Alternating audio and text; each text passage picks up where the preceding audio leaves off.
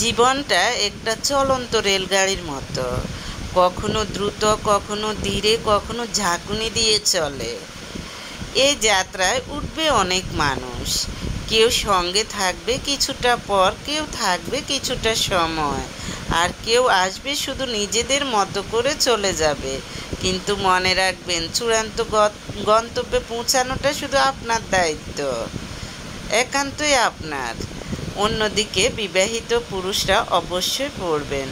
বউকে নিয়ে টেনশনে আছেন নাকি কনফিউজড, ধরে রাখবেন নাকি ছেড়ে দিবেন? তাহলে নিম্নে উল্লেখিত কবি সাহিত্যিকের বাণীগুলো পড়ে বউয়ের চেহারার দিকে দেখতে থাকুন, ভালো লাগবে, একদম কলিজা ঠান্ডা করে দেবে। পড়ার পর মনে হয় ধুর ভালো লাগে না, তাহলে আবারও বলবো, বাণীগুলো বারবার পড়তে থাকুন।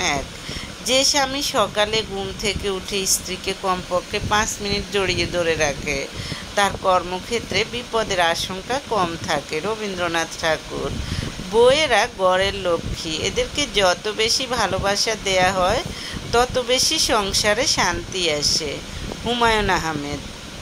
স্ত্রীকে যথেষ্ট পরিমাণ সময় দিন, না হয় যথেষ্ট পরিমাণ বিশ্বাস করুন, সংসার আর যুদ্ধক্ষেত্র মনে হবে না। সুনীল গঙ্গোপাধ্যায়।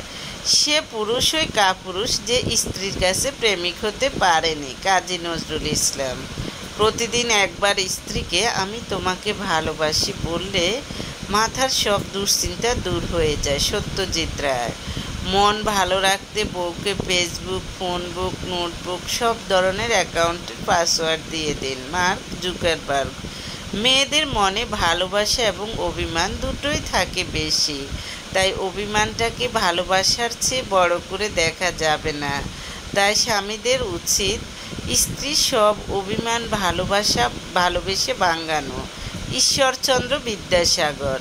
একটা শিশুকে দুনিয়ার মুখ দেখাতে মা যে কষ্ট সহ্য করে তা বাবা সারা জীবন ভালোবেসেও শুধরাতে পারবে না।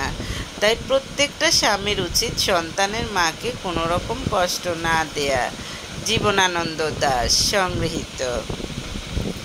এরপর আপনাদেরকে আরও বলবো কিছু গুরুত্বপূর্ণ কথা। মানুষ পারে না এমন কিছু পৃথিবীতে নেই। শুধু পারে না, সম্পর্কের শুরুতে মানুষ যেমন থাকে সারা জীবন তেমনই থাকতে। পৃথিবীতে সবচেয়ে ভয়ঙ্কর দৃশ্য হচ্ছে চেনা মানুষের অচেনা রূপ।